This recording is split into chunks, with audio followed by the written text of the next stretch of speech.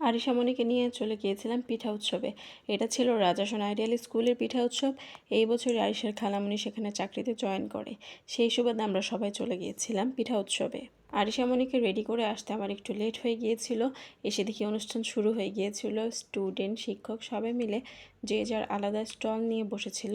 পিঠা উৎসব বলে সেখানে সব মিষ্টি পিঠা ছিল তা কিন্তু নয়, বরং ঝাল পিঠা, pastry, pasta, cake, vegetable roll, muffin, noodles ইত্যাদি পিঠা বহির্ভূত খাবারও ছিল। আর পিঠা উৎসব বলে কথা, হরেক রকমের পিঠা ছিল সেখানে। নাম না জানা অনেক পিঠাও দেখতে পেয়েছিলাম এই পিঠা উৎসবে। আরিশামণি প্রথমবার পিঠা উৎসবে এসেছিল। সে তো নেচে নেচে সারা মাঠ ঘুরছিল আর তার পছন্দের খাবার জার কেক ও কাপকেক খাচ্ছিল। আরিশার খালামণি যেহেতু সেখানকার টিচার ছিল, তাই আমরা সব স্টল থেকে কম বেশি অনেক পিঠা ট্রাই করি। আমি তো আরিশামণির জন্য কিছু খাবারের জিনিস বাসায় খাওয়ার জন্যও কিনে নিয়ে এসেছিলাম। সেখানে ঘুরে মেয়ে ক্লান্ত হয়ে পড়েছিল। আর এদিকে আমার বোনেরা একে অপরের সাথে দুষ্টামি করছিল। আমি ভিডিও করছি বলে ওরা পোজ দিচ্ছিল। আর এদিকে আরিশামণির কেক খাওয়াই শেষ হচ্ছিল না। আর আরেকটা কথা বলতে তো ভুলেই গেছি, পিঠা উৎসবে ভর্তা ও ভাতের ব্যবস্থাও ছিল। ভিডিওতে ওরা সেই পোজ দিয়েছে। আপনারা কমেন্টে জানাবেন তাদের কেমন লাগছে, যাতে তাদের পোজ দেওয়াটা সার্থক হয়।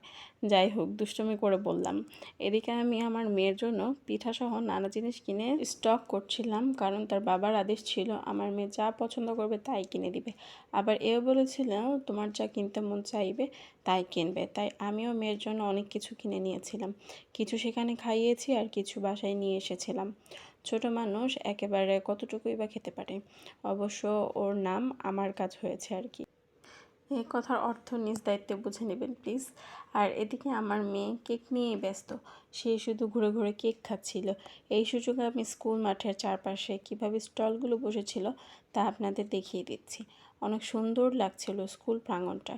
আর খুব সুশৃঙ্খলভাবেই তাদের পিঠা উৎসবটা পালন করেছিল স্কুলের শিক্ষক, স্টুডেন্ট, অভিভাবক তো ছিলেনই, সাথে এলাকার মানুষরাও এই পিঠা উৎসব উপভোগ করেছেন। আমার ব্যক্তিগতভাবে এই অনুষ্ঠানটা বেশি ভালো লেগেছিল। আর এদিকে আমার মেয়ে শুধু ঘুরে ঘুরে দেখছিল আর হাঁটছিল, কোলেও উঠছিল না। পরে আমার মামার বাসা কাছে ছিল স্কুল থেকে। পরে সেখানে আরিশামণিকে নিয়ে আমি আমার মামার বাসায় চলে যাই।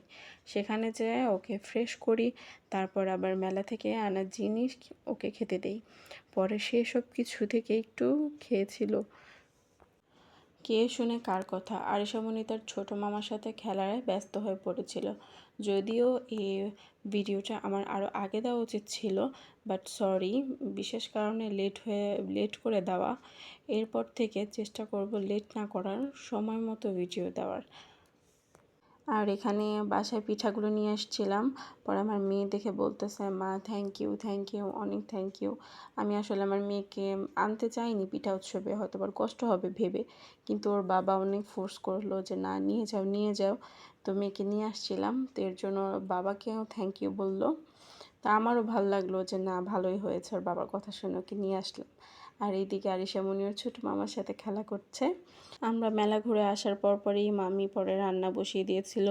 তারপরে দুপুরে খাওয়া দাওয়া করে বিকালে চা খেয়ে রেস্ট নিয়ে তারপরে বাসায় চলে গিয়েছিলাম। দিনটা অনেক ভালোই কেটেছিল। ইনশাল্লাহ আশা আছে সামনের বছর আবার পিঠা উৎসব হলে অবশ্যই যাব।